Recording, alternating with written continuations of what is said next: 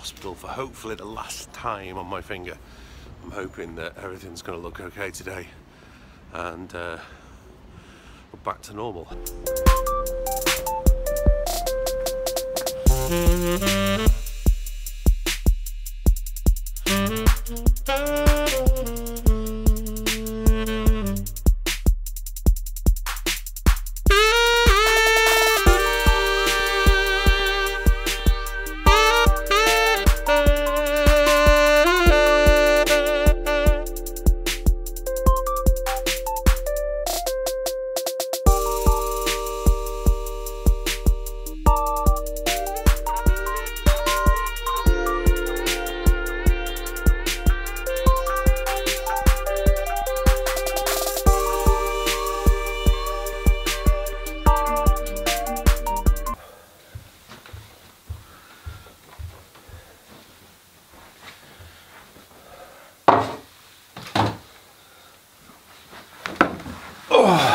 You can probably tell that this has grown a bit more since you last saw me. I need to edit the vlog, which you've probably already watched. If you're a regular viewer of the vlog, you'll know I've been away for a few days. Resistance is really real. I'm holding off trying to put this Song for Helena vlog up, but hopefully by the time you're watching this, you'll have seen this. Went to the hospital today. I've still not been signed back off on my finger, which is okay. I just need to go back to see them in about a month's time. They're just not entirely happy with it, but given the playing I've got coming up in the next few weeks, that'll be kind of the main test for it. This practice hack is making a huge difference. If you haven't already, you want to try and get into doing daily practice. Sorry, I'm getting distracted. The kitten is going a bit mad. Twinks! Twinkle!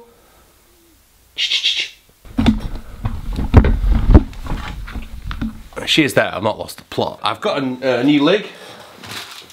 Well, I've got like a traditional Otto-link leg. I hope it'll fit my Tone Master. I just want to try the new legs, and then I kind of swipe this bit of sweets from the kind of... Yeah, I'm trying to lose a stone by Christmas. This isn't going to help, is it?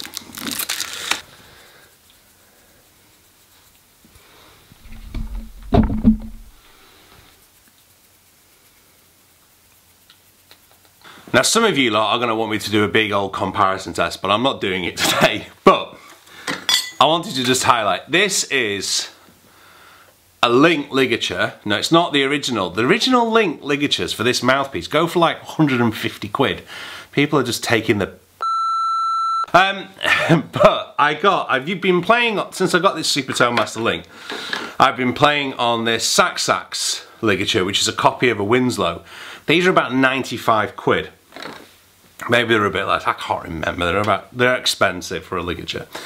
But this one was £25, if that.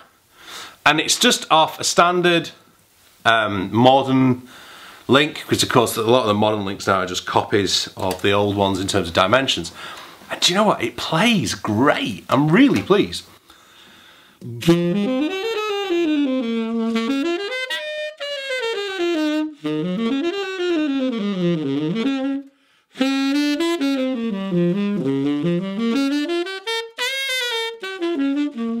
But I'm not kind of hurting.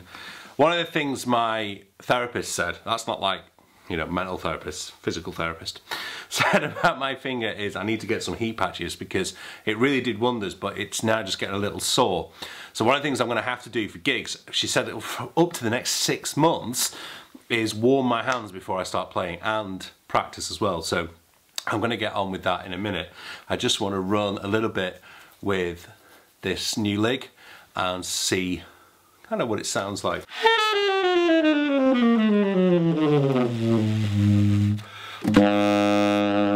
Now those low notes are a lot easier to get. Let me just bob the sax on.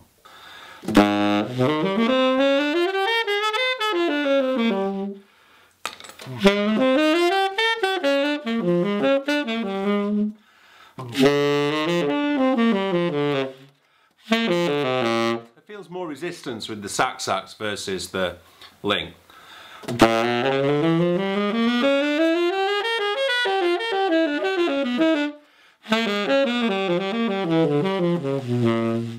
Let's see again, it's kind of side by side. But do you know what, with these things, it's so often like just temperamental, and you know, reeds make a difference and everything. I mean, one of the things I was kind of thinking about was that when I was 11, Ray Wilkes got, well, I bought it, I used my birthday money and a bit of extra money I was given from family to buy a link, and I can't remember, it was a 6-star link. I damn wish I'd kept hold of it. Kind of probably a late 80s one. Cost me about £150 I think at the time, so inflation adjusted it's probably about, maybe it was a bit less, but it wasn't cheap, and I kind of got rid of the ligature, shouldn't have done. But I'm convinced that that's why I really like playing on links, because I basically spent from the age of 11 to the age of 21 just playing that link every single day, okay, or every time I played. It wasn't every single day when I was in my teens, I can assure you of that, sadly. I got a big Barry Gold, kind of like on a 10-star mouthpiece, which is what I played on my very first album, Question 21, which you can't get anymore. It's out of print, it's out of, definitely not going on iTunes.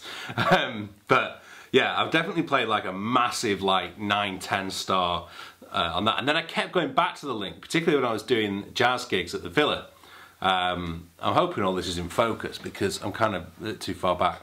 And then, what did I go on to then? Then I had this phase of going on to Gardalas, which was because Bramford and Brecker played them and everyone was going through them, and eBay was kind of the hunting ground for mouthpieces, and I had severe case of what has become known on the internet as GAS, gear acquisition syndrome, okay? And so I went through plenty of different mouthpieces. I'm trying to think what I went through. And then I went to Le Bales for a time, and then I had a Phil Barone, and then I had, oh gosh, I can't remember. And then I came across Theo Wani's stuff, which was fantastic. Eric Falcon at Max Sax did me a link. And then I was just chopping and changing, a usual thing, going through these different things. And then I got chatting with Joshua Redman. Actually, see what time was it? Yeah, it was 4 maybe 3 years ago today. There you go. 4 years ago today. Is that focusing? No. Anyway, that's me, Joshua Redman, Chris Poller and Mark Turner. Great gig. I wasn't doing the gig, of course. But I got chatting with Josh and he was like, man, you've really got to check out this guy in California, Eric Drake. And that's when I got my amazing hard rubber link, which is still a great mouthpiece. And somebody asked the other day, you know, am I not playing the RS Berkeley anymore, or do I not play my link anymore? And I don't know, I got hold of this Tone Master when this was being repaired, and I really like this. I showed you on that other video, but this just has something else to it. It's just a bit on the darker side. I don't mean kind of Darth Vader, just kind of slightly darker, what I'm looking for right now. And this ligature has added to that. You know, the cheaper ligature just gives it a bit more.